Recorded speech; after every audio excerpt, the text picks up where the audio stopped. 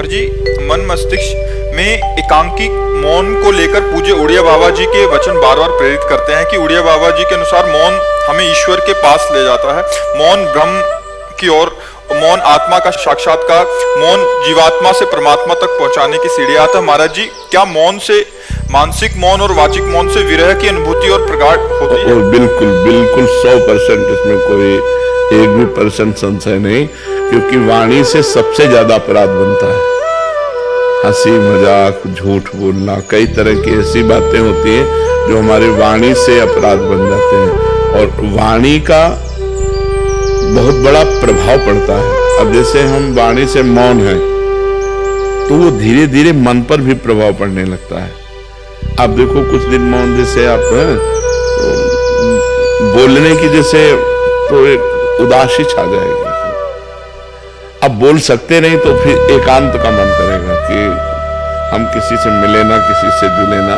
पर जैसे जिसका व्यापार है या नौकरी है या अन्य साधनों में रत है और साधनरत है तो मतलब विचार मौन रहना चाहिए। विचार मौन ज्यादा उत्तम है। विचार मौन का मतलब है जैसे आप हमसे कोई बात पूछ रहे हैं,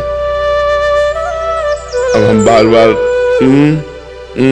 अब पूरी मनोशक्ति लग रही हो, आप समझ नहीं पा रहे, हम समझाना चाह रहे तो हमारे अंदर चिड़चिड़ापन आ जाएगा। अगर अत्यंत आवश्यक है तो हम बोल देते हैं और अत्यंत आवश्यक नहीं है तो हम उत्तर नहीं देते।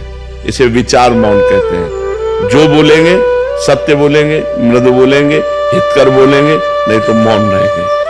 साधक जो गृहस्थी में है उसे जड़ मौन न लेकर विचार मौन उत्तम रहेगा, क्योंकि परिवार है, गृह कार्य है। अच्छा, संत वेश में क्या है कि अब हम आज से नहीं बोलना चाहते, तुम्हारे ऊपर किसी का अधिकार नहीं, आप हमें नहीं बुलवा सकते। लेकिन गृहस्थी में बहुत सी ऐसी बातें हैं जिनमें आपको बोलना ही पड़ेगा, तो उसमें विचार मौन ज्यादा उत्तम है, जड़ मौन ठीक नहीं है। तो विचार मौन के द्वारा भी वही गति प्राप्त की जा सकती है। वाणी का सद्व्यवहार परमार्थ को पुष्ट करता है या वाणी का मौन, दोनों पुष्ट करते हैं। तो हम सद्वाक्य बोल करके, सद्व्यवहार करके अपने मन को निसंकल्प बनाए, अपने मन को मौन की तरफ ले जाए। मन को मन का संकल्प रहित हो जाना ही सच्चा मौन है।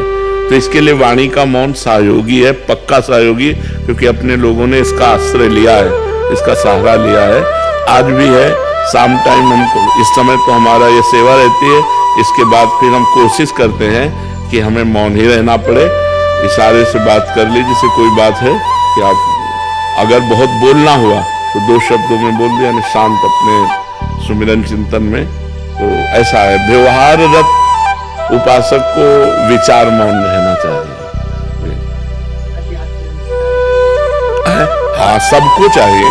हम व्यर्थ में क्यों बोले, हम क्यों गाली गुप्ता करें, अपनी जवान गंदी करें, झूठ बोले, व्यर्थ में क्यों बोले।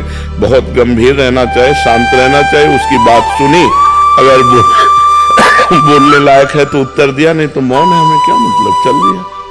अगर मान लो आपसे कोई पूछ रहा है, आपसे ही डायरेक्ट पूछ रहा है, कोई बात पूछ रहा है, आपको लग रहा है उत्तर देना ठीक नहीं, नजर नीचे की, चल दिया। वो आदमी जो समझे, पागल समझे, अभिमानी समझे, जो समझे वो समझा करे। आप तो प्रपंच रहित हैं और जो साधक है वो समझ जाएगा, बड़ा प्रवीण साधक है, अपने आप को कैसे बचाता है, देखो मौन होकर बचा लिया। शांत बिल्कुल बहुत जरूरी है। नहीं, वाणी से इतने अपराध बनते हैं कि लोग समझ नहीं पाते। वाणी से अपराध ही अपराध बनते रहते हैं, शरीर से और वाणी से ज्यादातर अपराध बनते रहते हैं, इसीलिए परमार्थ में उन्नति नहीं हो पाती।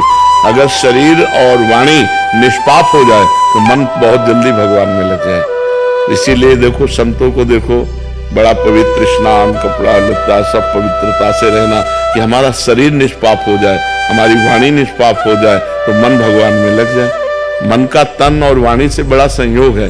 हम जहाँ बोलते हैं मन हमारा वहीं जाता है, हम शरीर से जो क्रियाएं करते हैं मन उसी में जाता है, जो संबंध रखते हैं।